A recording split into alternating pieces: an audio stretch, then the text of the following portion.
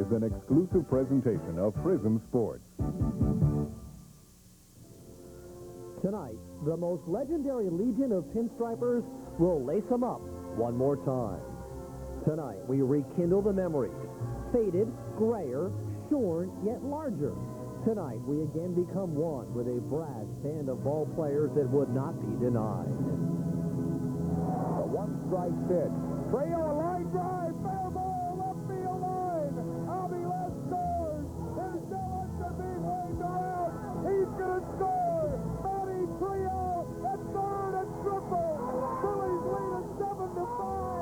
What a comeback by this next bunch of Phils. Somewhere the cheers are still resounding. Somewhere deep within us all, we know how sweet it was. And time, eternal time, has allowed true perspective. Elation and emotion and love and all that was exchanged.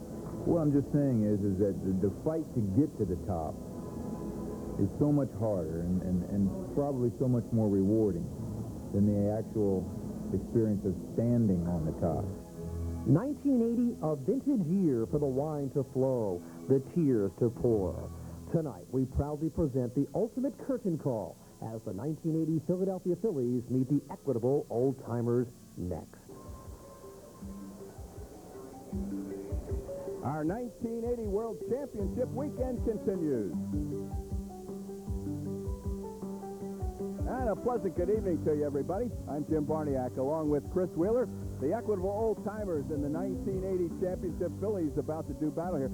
I'm looking over here. Am I correct? There's a little tension in that dugout, I think. Those guys don't want to come out here and embarrass themselves. Well, the thing about it, Jim, is they're young. This bunch isn't like a bunch of old-timers coming out to play an old-timers game. I think people expect them to play pretty well. They're not that far removed from being pretty good players. Yeah, they don't want to embarrass themselves, and I think a few of them are a little nervous about this game. I think this is the first old-timers game I've been at where I'm older than the old-timers. And by the way, across the way, the equitable old-timers, they got a guy, J.R. Richard. He was a big, fearsome pitcher when he was in his prime. He's bigger now, and nobody over here wants a shot at him, I don't think. Well, he's still tall as he was, and he's about 10 times as big this way as he used to be. Yeah, at one time, J.R. Richard was a guy who used to strike out 300 in a season. He's probably the toughest right-handed pitcher of his era. So there's some guys in that dugout right now, I think, Jim, they wonder how hard he's going to throw the ball now. I know Schmitty doesn't want to hit off him too much. Mike has sort of promised he would hit one out for us tonight, and he came out here about 3 o'clock to take some BP from Larry Christensen. Of course, Larry didn't show up. Yeah, well, Larry wants to get him out later on tonight, maybe. I think a lot of these guys want to make contact, and that's about it. All right, the equitable old-timers in the 1980 championship Phillies, they'll be coming up right after this.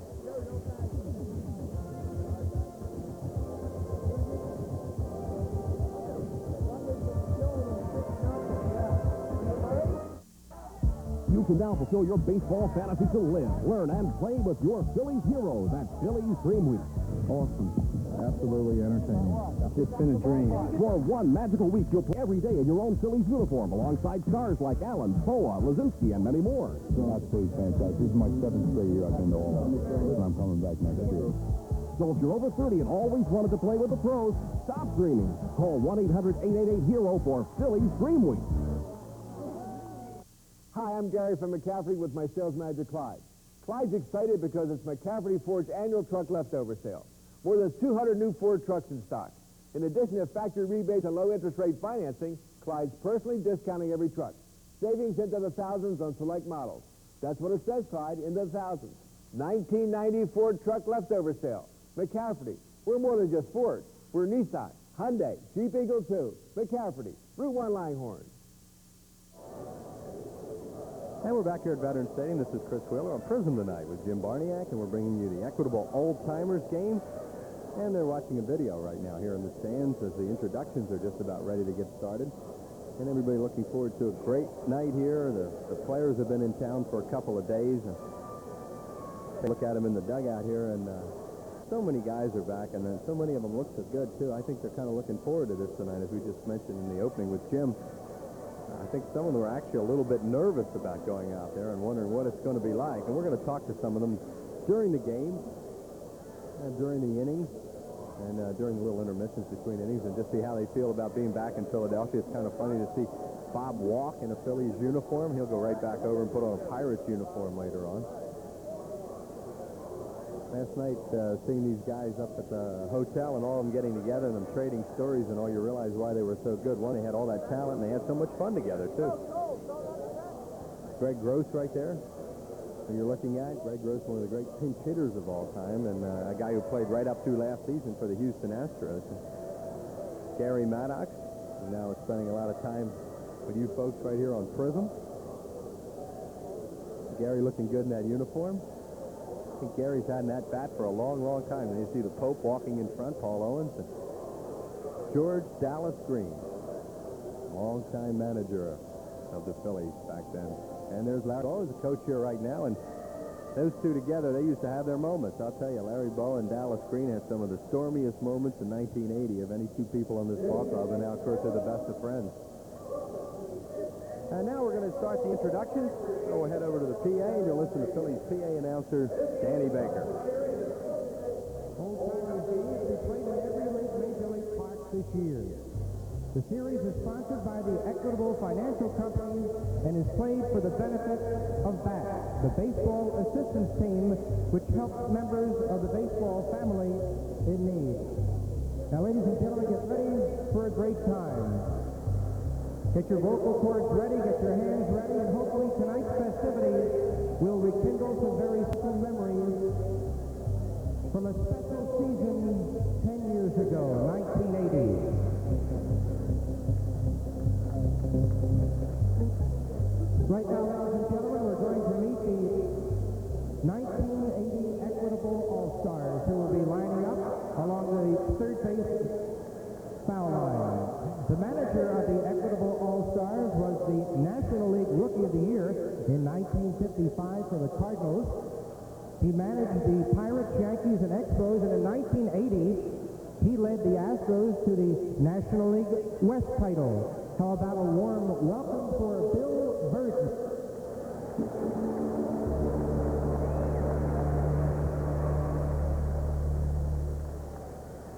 In 1978, he had a career-high 295 with a club record 195 hits. The Astros' third baseman in 1980, Enos Cabell.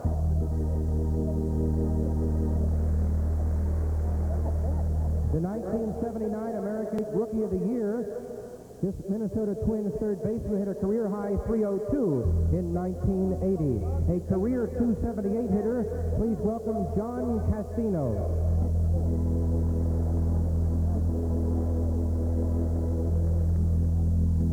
A lifetime 285 hitter with over 2,000 hits. This center fielder was a four-time All-Star who won 5 Gold Glove awards. He hit 309 in 1980. Cesar Cedeno.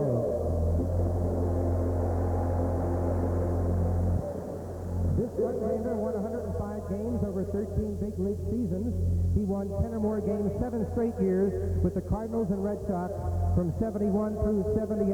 From Calgary, Alberta, Canada, here's Reggie Cleveland. Our next player was a lifetime 306 hitter in 13 big league seasons. In 1974, he led National League in hitting with a 353 mark. Let's greet Ralph Garr. A left-hander, he won 18 games for Kansas City in 1980 and started a pair of games in the World Series. Please welcome Larry Gura.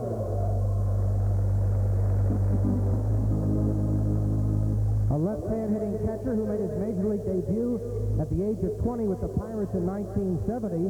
He hit a career 263 with 5 different clubs over 14 seasons. Milt May. A popular showman for 14 big league seasons. This lefty-hitting first baseman began his career right here with the Phillies with a great rookie season. Remember the 30 home runs and 105 RBIs in 1971. Willie Montañez. All-Star used a combination of speed and power to produce 193 home runs and 341 stolen bases in his 17-year career. In the 1980 World Series, he hit .478 with 3 home runs and 7 RBIs. Amos Otis. Another Kansas City Royal, he was their catcher from 77 through 80, a 4-time All-Star. He caught over 1,500 games in 17 seasons. He had his best year in 79 when he hit .291 with 20 homers, 101 runs scored, and 112 RBIs. Darrell Porter. An All-Star shortstop in both leagues. He collected over 1,000 hits in 15 years, 11 with the Astros. He played in 4 games in the 80 playoffs. Craig Reynolds.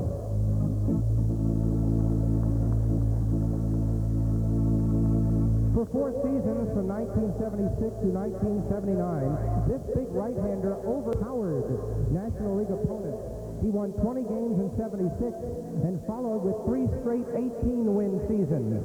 He led the league in strikeouts in 78 and 79 with over 300 each year. Please give a warm welcome back to J.R. Richards. His finest season with the Astros in 1980 with a 12-4 record, a 2.38 ERA, and 6 complete games in 22 starts. He won 67 games in 11 seasons with Detroit and Houston. Here's Vern Rule. The Astros ace reliever in 1980, he was 8-4 with 17 saves that year. He pitched in 3 games against the Phillies in the 80 playoffs. Joe Sambito.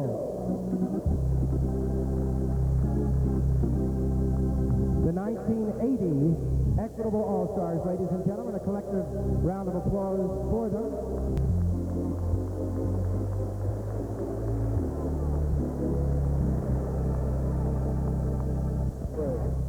Now, ladies and gentlemen, we're going to introduce the 1980 World Champions, not all of whom could be with us tonight.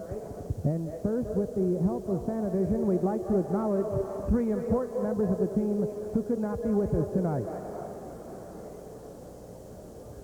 Starting with Bob Boone.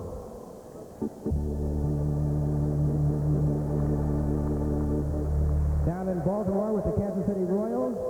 Lonnie Smith with the Atlanta Braves. And Pete Rose.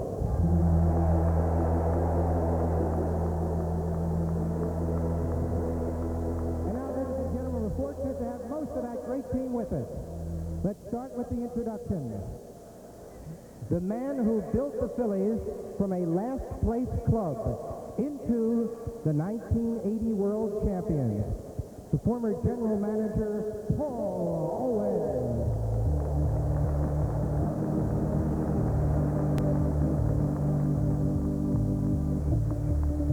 Ladies and gentlemen, a former pitcher with the Phillies. He took over late in 1979 and went on to become the 4th rookie manager to ever win a World Series. The driving force behind the world champs, ladies and gentlemen, Big D, the manager, Dallas Green.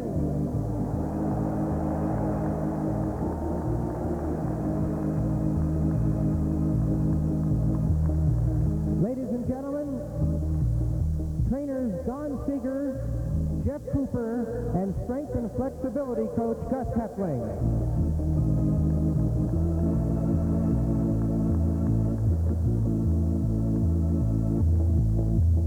Now the Philly coaches, a former Gold Glove infielder with the Phillies, a coach in 1980, Ruben Amaro. He was a veteran of the 1980 coaching staff, an excellent hitting instructor, Billy DeMars.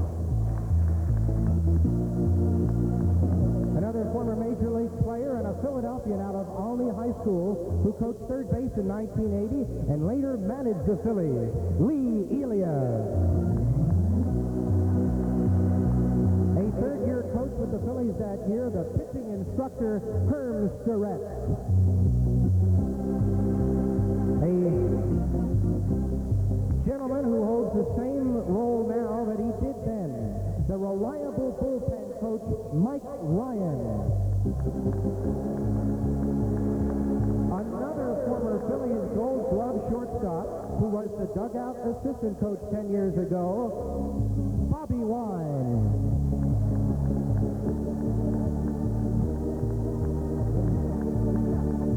And now for the players, starting with utility infielder who filled in at second base and shortstop, Ramon Aviles. A left-handed pitcher who came up in 1976. Besides being a fine pitcher, one of the best hitting pitchers in baseball, Randy Lurch. This big right-handed pitcher could also hit. Larry Christensen.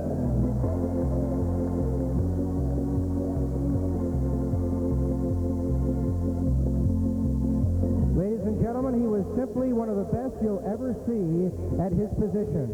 What a great arm. He was the MVP in the playoffs against Houston. Second baseman, Manny Trillo.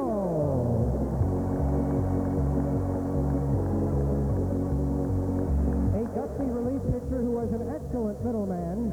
After nearly 2 years of arm problems, he came back in 1980 to help out. Warren Bruscar. Another relief pitcher who had no fear. He's best known for that knockdown pitch against George Brett in the World Series. Here's Dickie Knowles.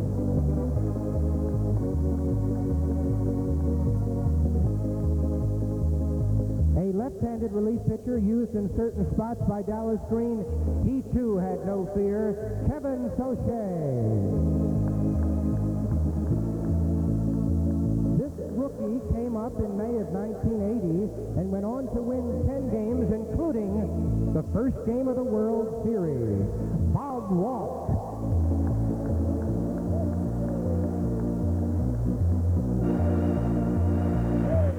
A veteran infielder who was a big influence in the clubhouse in 1980, an excellent defensive third baseman, John Vukovich. Deluxe pinch hitter and spare outfielder. He laid down a perfect bunt to set up the game-tying rally against Nolan Ryan in the 5th playoff game. Here's Greg Gross.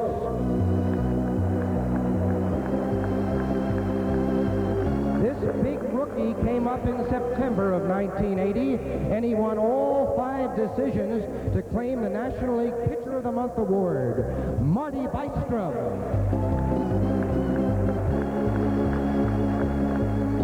A veteran relief pitcher who won 7 and saved 9 in 1980.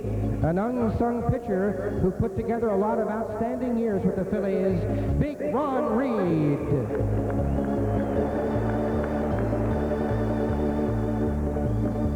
He's one of 5 rookies to make the opening day roster in 1980. He batted .314 for the season and .412 as a pinch hitter. Catcher Keith Moreland. A rookie who jumped from AA ball in 1979 to the majors the next season. Another key pinch hitter. Outfielder George Vukovich.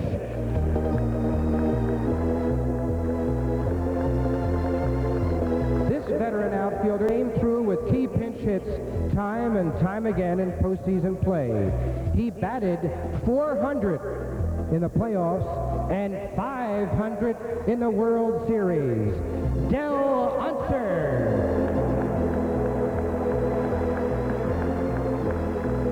This right-handed pitcher won a career high 17 games for the 1980 World Champions, and he was the winning pitcher in the clinching playoff game at Houston.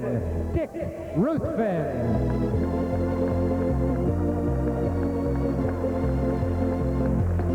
Another .300 hitter on the team. He drove in a career-high 87 runs that season, and he hit a big 3-run home run in the first World Series game here. The right fielder, Fake McBride.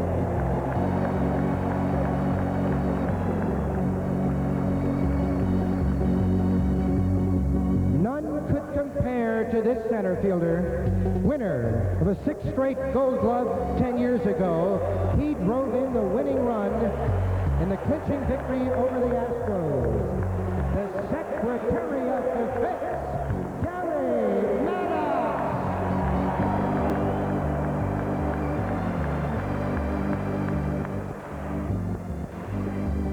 A former #1 pick, was one of the best power hitters in Phillies history. He drove in the winning run in 2 of the playoff victories over Houston. The left fielder, the Bull, number 19, Greg Luzinski.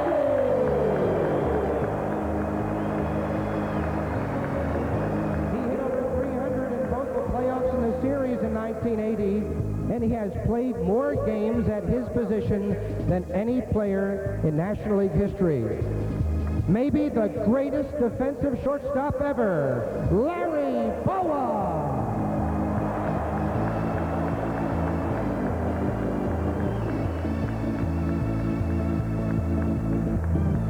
This man came off a disabled list in July of 1980 and was nearly perfect the rest of the season. He had 20 saves, 5 wins, and 5 saves in the last month, plus pressure pitching in postseason play. He struck out Willie Wilson to win the World Championship. Number 35, Tug McGraw.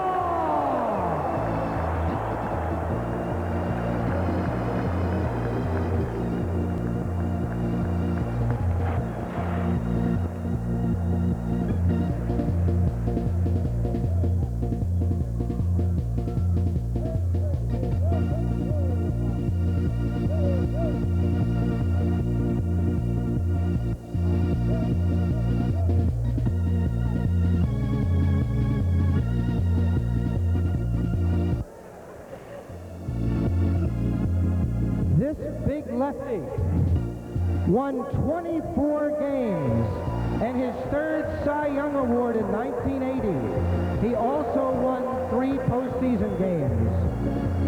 He won over 300 games in his great career. He struck out over 4,000 batters. One of the greatest pitchers in baseball history. Number 32, Steve Carlton.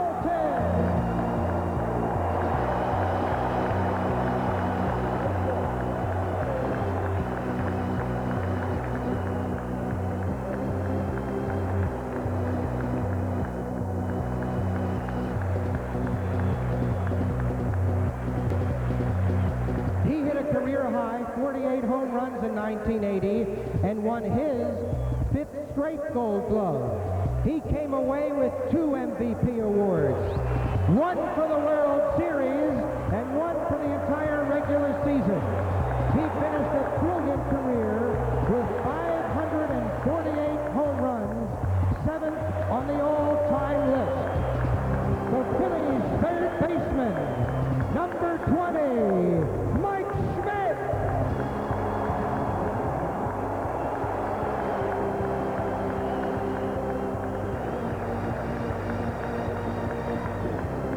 And ladies and gentlemen, he succeeded his father as president of the Phillies in 1972, the president and owner of the 1980 World Champion Phillies, Willie Carpenter.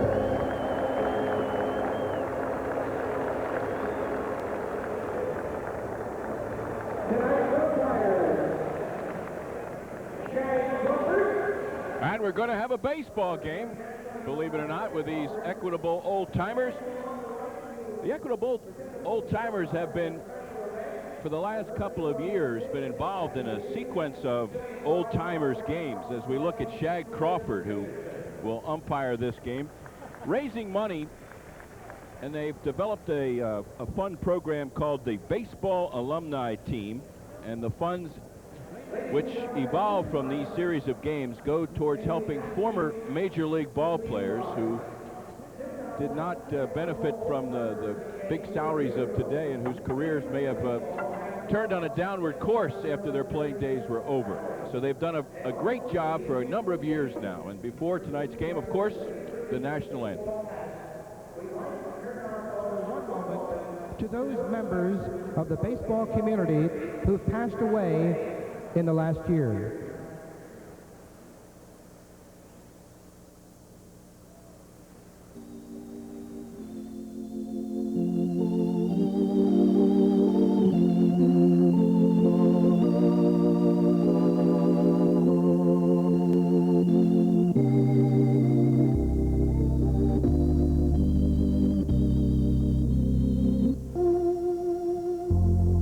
And finally, ladies and gentlemen, two men from those 1980 Phillies.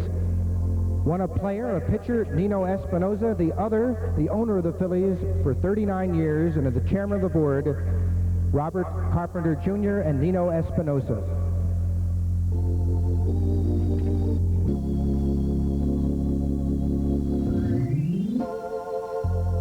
Thank you, ladies and gentlemen.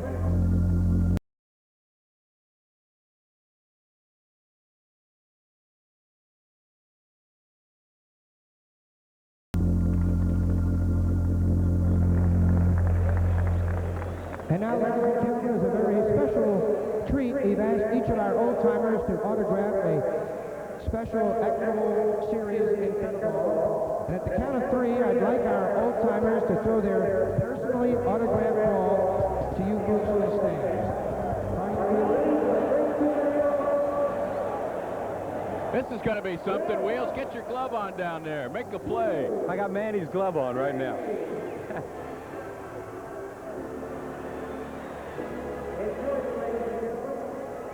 Bobby Wine's got to throw it left-handed, Jim, because he's got a bad right shoulder. It's only going to go about 3 rows back. One of the greatest arms in history is throwing left-handed. Wino's under a lot of pressure right now because he's in charge of making out the lineup card for this team. Some guys want to play, some guys don't want to play that much.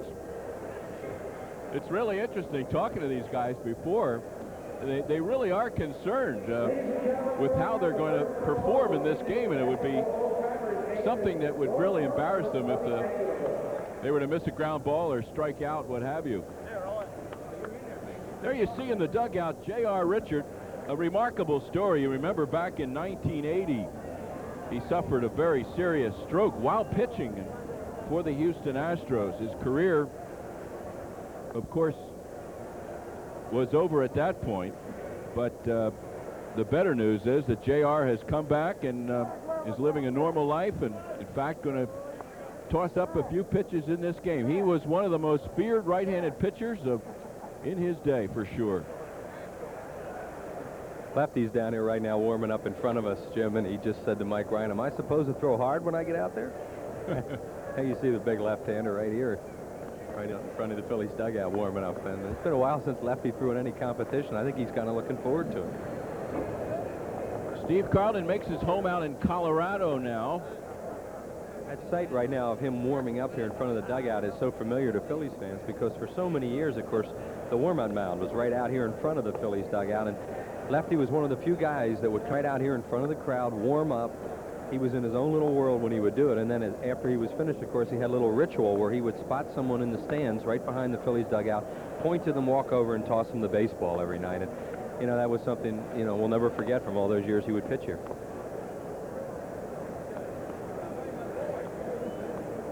Across the way, another familiar face, not feeling well tonight. Says he's bugged a little bit by the flu.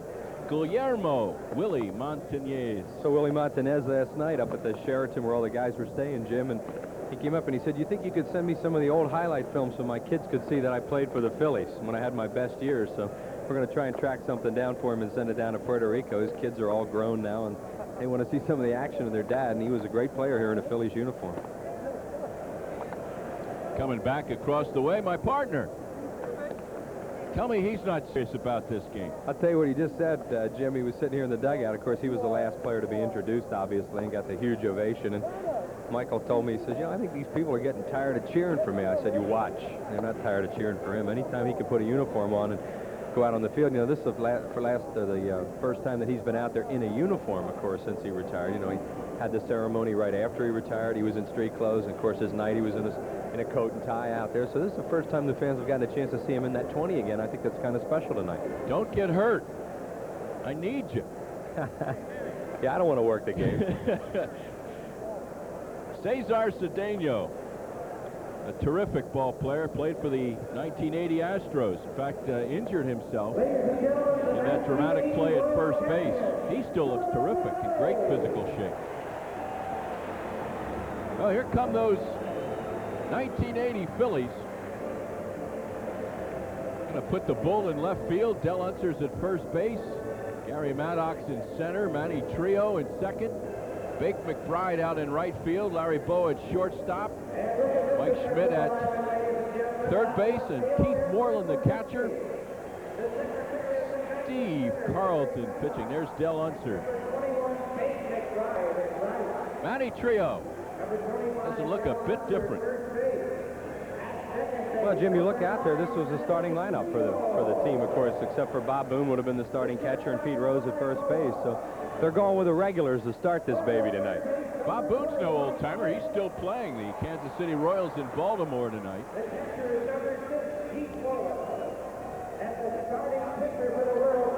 Right fielder, Bake McBride. Up until last year, Keith Moreland was an active player. Closed out his career in the American League with the Tigers and Orioles. And the starting pitcher. How many times on TV have we done this, huh? Right before the start of a ball game, focused in on the final warm-up toss of Steve Carlton. Leading off for the Equitable All-Star, the Roadrunner, Ralph Garr. Ralph Garr used to beat the ball into that hard dirt at home plate in Atlanta and just run. He used to jump at everything. He'd be running before he hit it. He was a batting champion one year. Yes, he was. Look at that Del Unser picket. How about lefty covered first? For the I mean, he never did that. He waited till he was retired to cover first. Now we're going to have a pitching change. Holy mackerel. Dallas is not pleased with lefty's first to the way he performed to the first hitter. He hit it kind of hard.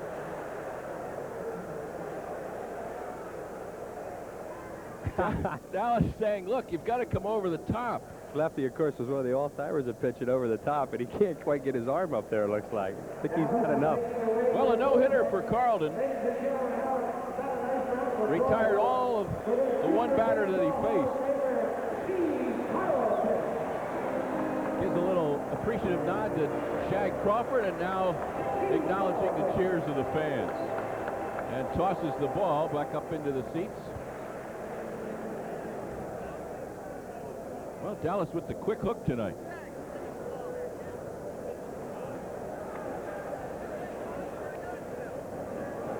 Dick Ruthven. Dick Ruthven coming into the field. And of course, it was Dick who was the late pitcher at the Astrodome as the Phillies played the pennant in 1980. But Pete, they had performed twice earlier in 1950. There you see the numbers on Dick Ruthven, who's now living in Georgia, where he's a builder of homes, contractor and home builder. He's got everybody's attention down here right now, Jim, because he's rushing it up there a little bit. He's got it up there to 70s, it looks like. 70s will be about as quick as you'll see it. Whoop, little breaking ball right there. He just spun one, so he's even going to throw them, it looks like. The Phillies in 1980, that was his career high. The next batter for the Equitable All-Star played with Houston. Craig Reynolds, And also our shortstop is closely. veteran infielder, played with the Pirates in Seattle and the Houston Astros. Reynolds sets his side, 1-0. Still living in the Houston area. Bake McBride in right field. Makes the play. He always made it look easy. Uh-oh. Ladies and gentlemen, next batter is a five-time All-Star and himself. Dallas Green is not letting anything to chance He here. led the Royals to 4 league championship series and 1 World Series. He's going to bring Larry Christensen in, and we all know all the arm trouble Larry Christensen had all his career. He had like 5 or 6 elbow operations. So he says he's ready to go, and he wants us to pay close attention to him, Jim, on the first pitch.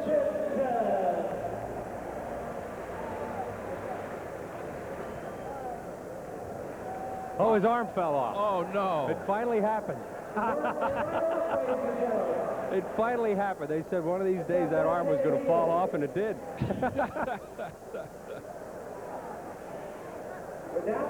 Amos Otis is the hitter.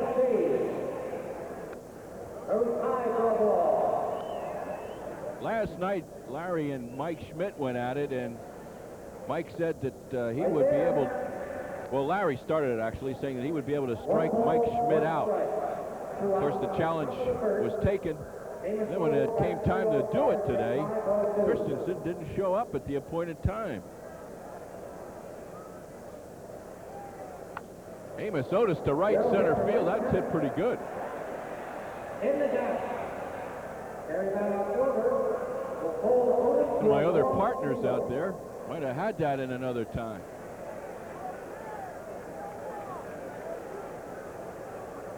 Otis and Del Unser.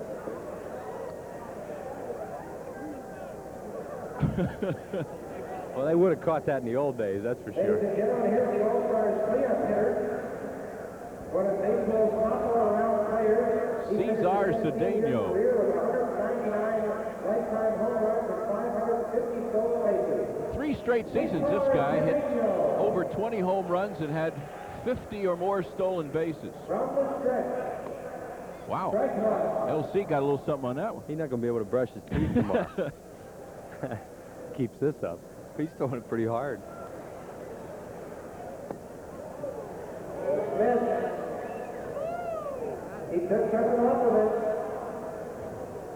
Willie Montanez, the next hitter, if Cedeno can get something going. 1 ball with 1 strike. Cesar Cedeno.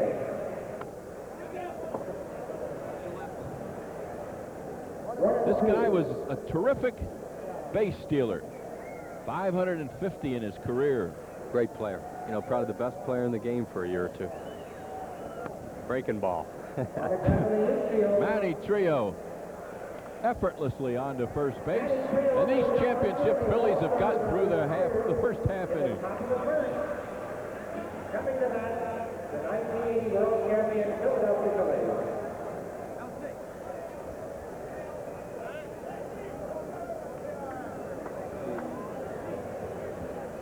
J.R. Richard will be the starting pitcher. That's going to be fun for the Equitable Old Timers.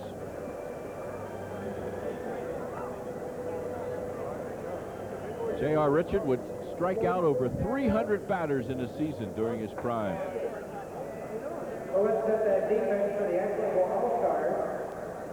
Chris Wheeler is standing by with a guest down in the dugout there. They've searched around and found that arm of Larry Christensen's and plugged it back in. Let's go down to Chris and Larry. Well, they always said your arm was going to fall off one of these days. Did it finally happen? Yeah, I remember telling everybody, I said, one of these days I'm going to throw it up against the backstop. But somebody gave me that the other day, and I was thinking about how to go about it, and so I threw it. Now, you were throwing the ball pretty good out there, weren't you? Hell, I had a little competition earlier with Schmitty out there, and I tried to strike him out for a little side bet we had, and I threw about 35 pitches, and then, but I can throw fine, but tomorrow I won't be able to use my arm, I don't think, very well. I remember we had you down in Dream Week a couple years ago, and you pitched just like you did. I mean, did it really bother you that much afterwards? Yeah, I can throw, and I have a lot of, my arm is really shot, but I can throw, and it's fine, but then the next day or week or 2 weeks, it's going to be hurting tomorrow. LC, what are you doing with yourself right now? I am working as a consultant with Hamilton and Company, a firm out of Princeton, New Jersey, and we do consulting on the investments of pension funds. We don't manage money, but we monitor the performance of money managers. Okay, we're going to watch J.R. Richard pitch right now. Thanks a lot, LC. It'll be fun, too. Okay, Jim. Bake McBride. Bake's now a minor league batting coach in the New York Mets organization, living near St. Louis, Missouri. He said if anything's close from this guy early, he's hacking.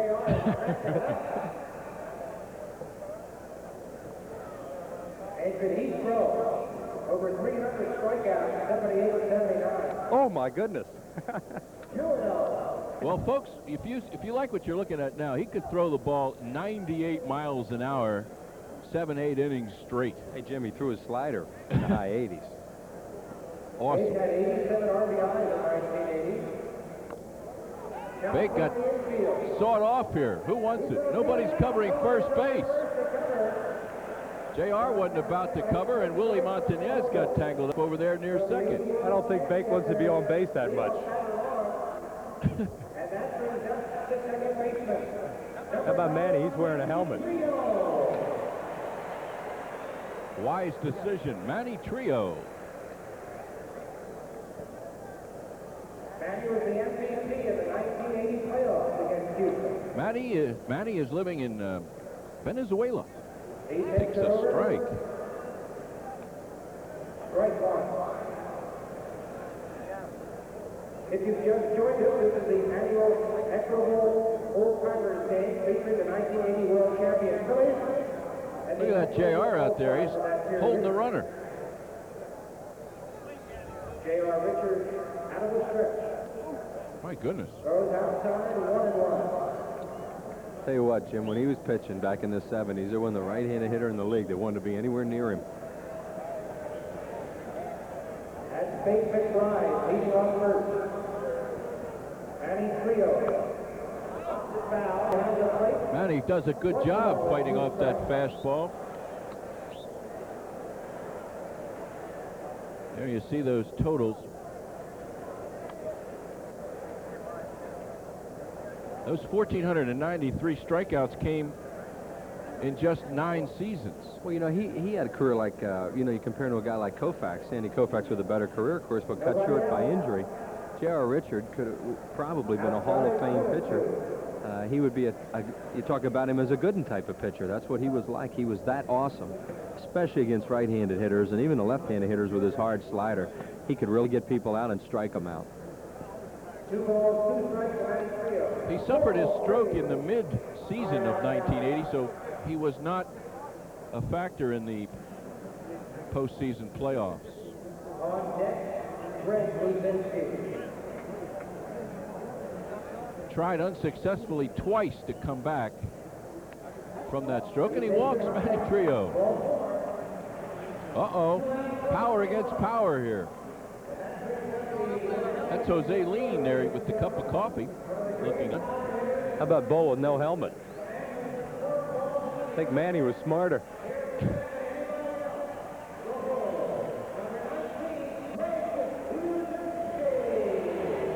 They're paying the Bull little respect in the outfield, particularly out in right field there. Cedeno in center. Not too deep.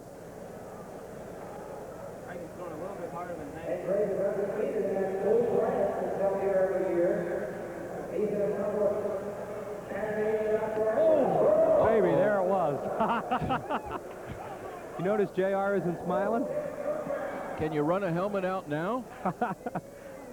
Told you should wear a helmet. I'm not kidding you. I mean, that was right at his chin. Bull has not changed over the years. That expression remains the same. I think JR's trying to get people out there. I mean, that expression of his hasn't changed since he's thrown the first pitch